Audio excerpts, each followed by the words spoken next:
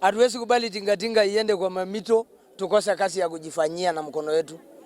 Lazima tufanye kazi kwa ile taratibu tuko nayo. Akuja akibeba mtu Kirio, abebe mtu hapa mpaka mahali anaenda akibeba mtu moja moja, ili hiyo gari iweze kupatia kila mtu kadeli bread yake ya siku hivyo. Katika eneo hili la Dalelekutuk Ward, sisi mambo ya tingatinga tumekataa. Hawa ni watu ambao wameacha kazi, wamejitolea kufanya kazi. Na hakuna vile wewe utakuja na tinga unyang'anya hawa watu kazi yao. Wanataka wakule nini? Na hiyo ndio kazi wanategemea ili kuweka chakula kwa meza, kusomesha mtoto, kuchunga ng'ombe na kupeleka kama ni mgonjwa. Hii ndio kazi yao. Sasa wewe ukija na maarifa yako watakuja na tinga unyang'anya hawa vijana kazi, unataka waende wapi? Haiwezekani. Hata wao wako na akili wangelifanya hiyo wao wenyewe, wachukue tinga, wanunue tinga wajifanyie, lakini wanataka kufanya kazi kwa mikono yao. Na ndio maana wamejitolea na wanajipanga.